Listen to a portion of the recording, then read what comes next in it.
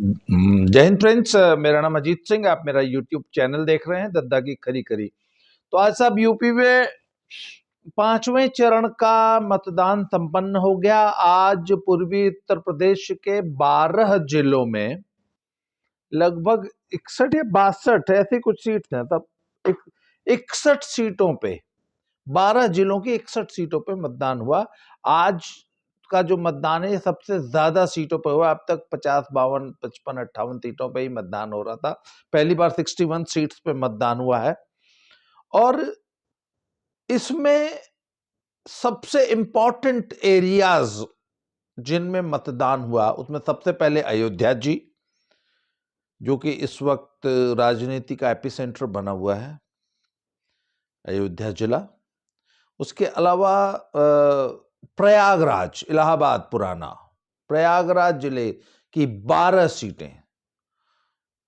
इसके अलावा कांग्रेस का एकमात्र चिराग जहां जल रहा था, रायबरेली जिला, उसकी 2 सीट्स। वहां पे 2017 में 2 सीट रायबरेली जिले में कांग्रेस को मिली थी। तो रायबरेली, अमेठी, सुल्तानपुर, ये किसी जमाने में कांग्रेस के गढ़ हुआ करते थे। तो तब आज यहां मतदान हुआ। और इसके अलावा चित्रकूट, श्रावस्ती, ये प्रतापगढ़, कुंडा का गुंडा, उनके जिले में मतदान हुआ।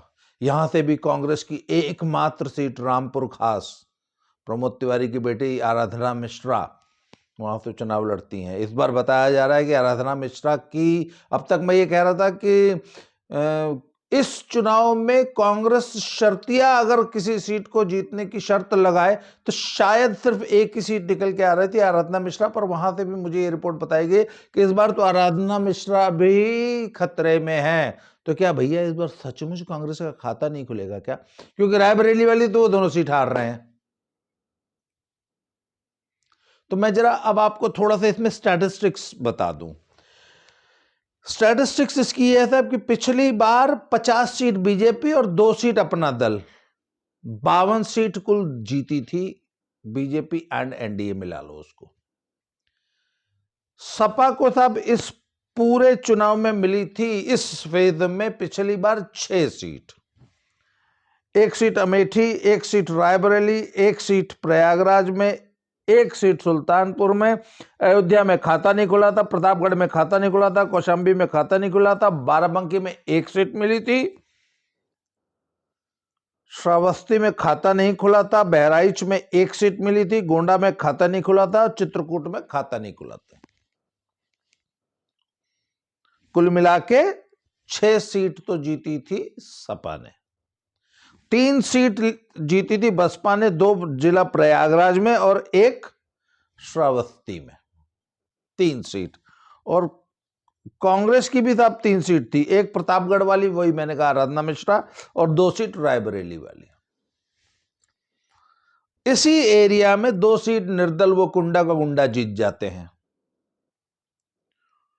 तो साहब इस एरिया में आज चुनाव हो गया, कुंडा का गुंडा दोनों सीट जीत जाएंगे, क्योंकि उस इलाके के जो वोटर तो उनके बंधुआ मजदूर हैं ना। खैर छोड़िए, उस पर बात नहीं करेंगे, उनके ऊपर एक अलग से वीडियो बनाऊंगा, कल बनाऊंगा। कुल मिलाकर लगभग 2.25 करोड़ वोटर इस एरिया में है रजिस्टर्ड, जिसमें से अभी तक की जो रिपोर्ट्स थी 5 बजे वाली, जो 6 बजे वाली रिपोर्ट्स आई ना, उसमें बताया गया तब 54% मतदान हुआ, पर वो हो सकता है 1-8% और बढ़ जाए। तो सुपारी मीडिया के एनालिस्ट ये बहुत चिल्लाते हैं, बहुत कम मतदान हुआ, बहुत कम मतदान हुआ, बहुत कम मतदान हुआ, भाजपा खतरे में है, खतरे में है। पहली बात तो अगर कम मतदान हो तो ये जरूरी नहीं कि जो इनकम्बेंट गवर्नमेंट उसको खतरा हो, बल्कि कम मतदान जो है इनकम्बेंट गवर्नमेंट के फायदे का माना जाता है। पर यह थ्योरी टोटली फ्लॉड है, फेल हो चुकी है। सबसे पहले तो ये कम मतदान नहीं है।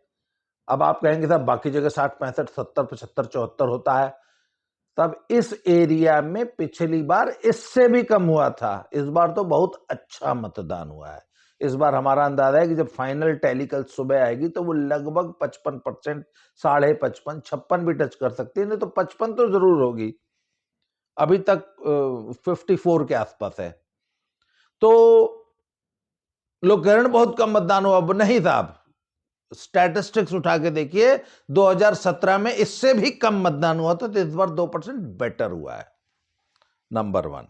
Number 2, BJP is again doing very well in this region. Ayodhya जिले की सारी सीटें, ऑलमोस्ट सारी, पिछली बार भी क्लीन स्वीप था, इस बार भी क्लीन स्वीप है। प्रयागराज, अभी मेरी एक प्रयागराज के बड़े सीनियर फंक्शनरी से बात हुई है और उन्होंने बताया था कि प्रयागराज में 2017 की टैली हम रिपीट कर रहे हैं। 2017 की टैली का मतलब 12 में से 9 सीटें जो हैं प्रयागराज में हमने जीती थी 2017 में। कहते हैं इस बार भी हम 9 रिटेन कर रहे हैं। एक और अखबार में आज मैंने पढ़ा कि साहब केशव प्रसाद मौर्य जी की बहुत जबरदस्त लड़ाई है, बहुत जबरदस्त लड़ाई है, फंस गए सिराथू सीट पे। ऐसा कुछ नहीं है, केशव प्रसाद मौर्य जी बहुत अच्छे मार्जिन से जीत रहे हैं। आज इलाहाबाद में एक बड़ी मजेदार, सॉरी प्रयागराज में बहुत नाराज हो जाते हैं भाई लोग इलाहाबाद सुन के, पाकिस्तान भेज देंगे हमको अगर हमने इलाहाबाद बोल दिया तो। खैर, वैसे मैं बोलता भी नहीं हूँ, मुंह से निकल जाता है। अभी इतने साल इलाहाबाद इलाहाबाद बोला था यार, प्रयागराज घुसते घुसते घुसते गया, इलाहाबाद निकलते निकलते निकलेगा। खैर था, तो आज प्रयागराज में एक बड़ी मजेदार घटना हुई। तब शहर दक्षिणी के कैंडिडेट थे समाजवादी पार्टी के रईस चंद्र शुक्ला। उनका एक ऑडियो वायरल हो गया था इलाहाबाद में, जिसमें वो भाईजान लोग के खिलाफ कुछ उल्टी सीधी बात कहते हुए सुनाई दे रहे हैं। और वो सब आज सारा दिन पूरे प्रयागराज क्षेत्र में, पूरे जिले में और जिले के अगल बगल की भी 10-20 सीटों पे वो पूरा का पूरा उनका ऑडियो वायरल होता गया हुआ, जिसमें कि वो भाईजान के लिए, कुछ भाईजान के लिए कुछ उल्टा पुल्टा बोल रहा है। हालांकि मैंने अभी तक वो सुना नहीं है, मुझे बताया गया। तो कहते हैं उसका असर बहुत बुरा पड़ा और भाईजान लोग नाराज हो गए हैं और कुछ वोट जो है मीम पार्टी, ओवैसी साहब की पार्टी पे शिफ्ट हुआ है। वैसे भी कोई बहुत ज्यादा चांस नहीं थे और अतीक अहमद जो है अब प्रयागराज में एकदम अप्रासंगिक हो गए हैं। उनको जनता ने अपने दिलो दिमाग से उतार दिया है और उनका अब वहां की पॉलिटिक्स पे कोई असर नहीं है। वो जमाने गए जब उनकी तूती बोलती थी और उनके मुंह से इलाहाबाद क्षेत्र में, प्रयागराज क्षेत्र में चिराग जलते थे। अब कुक्कुर भी उनके मुंह पर मूतने नहीं आता है, उनके और उनके परिवार के। तो साहब, in Prayagraj once again BJP is doing very well. Raebareli district में अगेन क्लीन स्वीप होने जा रहा है। कांग्रेस का खाता नहीं खुलेगा। कांग्रेस की एकमात्र जो वहां पे चश्मो चिराग थी, अदिति सिंह जी, अखिलेश सिंह की बेटी, वही अखिलेश सिंह ही कांग्रेस को वहां जिंदा रखे हुए थे और उन्हीं के बल पे राजमाता सोनिया अम्मा जो है वो राजनीति करती थी, वहां से जीतती थी। वो परिवार अब बीजेपी में आ चुका है, इसलिए वो जो 2 सीट कांग्रेस वहां से जीत जाया करती थी, अब वो 2 सीट भी नहीं आएगी। अमेठी में पिछली बार 1 सीट जो है वो समाजवादी पार्टी जीत गई थी। Yes yes, where is Amethi, yes, 1 seat Samajwadi party जीत गई थी, 3 बीजेपी जीती थी। इस बार हो सकता है 4 बीजेपी जीत जाए। और ऐसा कोई जिला विशेष नहीं है जिसको डिस्कस किया जाए। एक आध सीट फुटफा इधर से उधर से आती रहेगी। बसपा का ये इलाका किसी जमाने में बसपा का बहुत बड़ा गढ़ रहा है। यहाँ बहुत बड़ी एक ब्राह्मण बेल्ट है जिसमें बसपा की पूरी ब्राह्मण राजनीति, जब बसपा सत्ता में आई थी तब ब्राह्मण राजनीति यहाँ बहुत जबरदस्त हुई थी। इस बार भी यहाँ पूरी इस ब्राह्मण बेल्ट में बहुत ज्यादा टिकट्स ब्राह्मणों को दी गई हैं, पर ब्राह्मण आज भी एन ब्लॉक बीजेपी को वोट कर रहा है। जहां कहीं किसी सीट से एक से ज्यादा ब्राह्मण लड़ रहे हैं, उसमें भी major chunk of the vote is going to BJP. तो सब कुल मिला के इस रीजन से इस बार बीजेपी, मुझे नहीं लगता कि लूज करेगी, बल्कि एक आध सीट गेन करके निकल सकती है। तो साहब 5 चरण समाप्त हो गए। छठा चरण जो है वो 3 तारीख को है। 7वां जो है 7 तारीख को है, 7वें में मेरे घर में, मेरे गांव में मतदान है। और ऐसा माना जा रहा है कि आज की वोटिंग में भाजपा ने स्पष्ट बहुमत हासिल कर लिया है।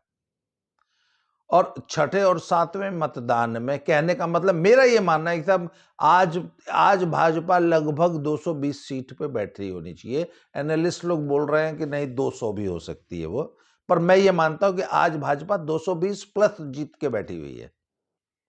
और छठे और 7वें चरण में जो भी सीट प्लस होगी वो 220 प्लस होगी। कुछ लोग इसको 200 प्लस भी मान रहे हैं, पर नहीं, मैं मानता हूं साहब 220 प्लस होगी। और मैं अभी भी इस बात पे आई फर्मली बिलीव कि बीजेपी इज गोइंग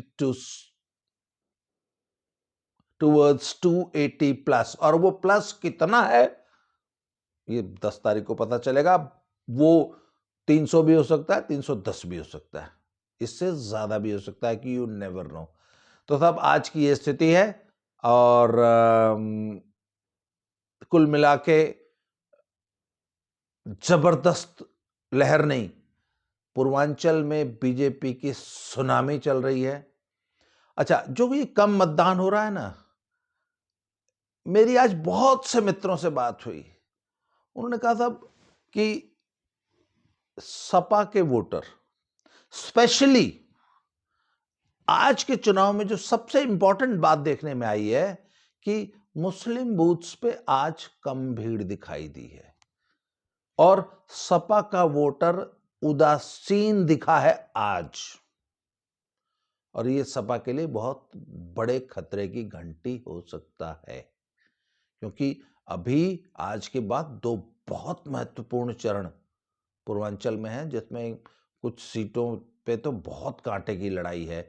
और अगर आज के वोट की उदासीनता, अगर ये ट्रेवल, और आमतौर पे होता पता है क्या था, कि अखिलेश के साथ एक प्रॉब्लम है ना कि ये वन मैन आर्मी। पहले 3 चरण में तो डिंपल यादव जी भी एकदम गायब थी। कल तो उन्होंने कल परसों तो फिर भी कुछ प्रचार में इधर उधर दिखी हैं, और उसमें भी वो बदतमीजी कर गई और योगी जी के भगवा रंग के बारे में बोल गए कि ये तो लोहे का जंग खाया हुआ रंग है। ये तब जब नॉन सीरियस लोग ना, जिन्होंने लोक जीवन में, है ना, जो समाज में रचे बसे नहीं हैं, जिन्होंने जिंदगी की ठोकरें नहीं खाई हैं, जो भारतीय समाज को समझते ही नहीं, और जो नॉन सीरियस पॉलिटिशियंस हैं, इनको ना मैं lucky sperms and lucky pussies कहता हूं। तो ये जो lucky sperms and lucky pussies है ना, ये जो राजनीति में सिर्फ इस मेरिट पे आ गए कि वो किसी के बेटे हैं या किसी की पत्नी है, तो ऐसे नॉन सीरियस लोग जब राजनीति में आ जाएंगे और मंच से बोलने लगेंगे, तो इसी प्रकार की उटपटांग बकवास करेंगे जो आज कल डिंपल जी ने की थी, कि योगी जी का भगवा रंग जो है वो जंग खाए हुए मुरचहिया रंग है। अब आपको हिंदुओं का वोट भी चाहिए, आप सॉफ्ट हिंदुत्व भी प्रैक्टिस करेगी समाजवादी पार्टी, और अगर भगवा रंग को आप मुरचैया रंग बोलेंगे तो पब्लिक में क्या असर जाएगा। तो मैं ये कह रहा था कि साहब Akhilesh is working like a one man army, and Bhajpa has got an अरे ऑफ लीडर्स। क्या जबरदस्त टीम है। और वो सारी की सारी, जब चुनाव होता है ना, तो होता है क्या कि पूर्वांचल जो है ना वो सबसे लास्ट फेज में आता है, और लास्ट फेज में भाजपा की इतनी जबरदस्त बम्बार्डमेंट होती है कि वो आखिरी 3 दिनों में जो माहौल बनता है ना, उससे पूरा पूर्वांचल भगवामय हो जाता है। इस बार भी वही चीज रिपीट होती हुई दिख रही है। और यहाँ पे इस रीजन में मुझे ऐसा लग रहा है कि मेजर डेंट पूर्वांचल में इस बार अखिलेश जी को मेजर डेंट लगने जा रहा है। और मुझे पूरी शंका है कि सेकंड फेज में उन्होंने जो भी बढ़त ली थी, हालांकि वो तो, मेरा तो ये मानना है कि वो अब तक कवर हो चुकी है। जब इलेक्शन आएगा तो आप इस एनालिसिस को, मेरी इस बात को ध्यान दीजिएगा कि by the time the 5th phase voting was done, BJP had covered all the damage. Second phase की डैमेज हम ऑलरेडी कवर कर चुके हैं, या अगर नहीं भी की है तो वो सारी की सारी बढ़त जो सेकेंड फेज में अखिलेश को मिली थी फर्स्ट सेकेंड फेज में, वो 6th और 7th फेज में पूरी वॉश आउट होने जा रही है। और मुझे ऐसा लगता है कि ये 5th 6th 7th फेज का चुनाव ही बीजेपी की टैली को 2017 पे वापस लाके खड़ा कर देगा, या हो सकता है 17 की टैली से ऊपर भी ले जाए। You never know, you never know. तो आज के बाद अब ये इलेक्शन बहुत ही मजेदार फेज में आ गया है और अब कैंपेनिंग भी बहुत जबरदस्त होगी। आज एक मैंने क्लिपिंग देखी जिसमें देवरिया की जनसभा में, मोदी जी की जनसभा थी देवरिया में, और क्या जबरदस्त हुजूम, सैलाब था श्रोताओं का। तो सब अब ये चुनाव जो है ना गरमा रहा है पूर्वांचल में, और पूर्वांचल की इस बार जब ईवीएम खुलेगी तो उसमें बहुत बड़े बड़े सरप्राइज आपको देखने को मिलेंगे। ये चुनावी कथा ऐसे ही चलती रहेगी। कल मैं आपको कुछ हमारी राजनीति के, भारतीय लोकतंत्र के कुछ कलंक कथाएं सुनाऊंगा कि हमारा वोटर कैसे कैसे नीच, है ना, लोगों को अपने सिर पर बिठाता है, कैसे गंदे घटिया गलीज लोगों को अपना जनप्रतिनिधि बना के लोकसभा और विधानसभा में भेजता है। ये कथा में लोकतंत्र की कलंक कथा सुनाऊंगा कल। तो कल तक के लिए इंतजार कीजिए। आज के लिए इतना ही। बहुत बहुत धन्यवाद। अगले वीडियो में फिर से मिलते हैं। Thank you very much.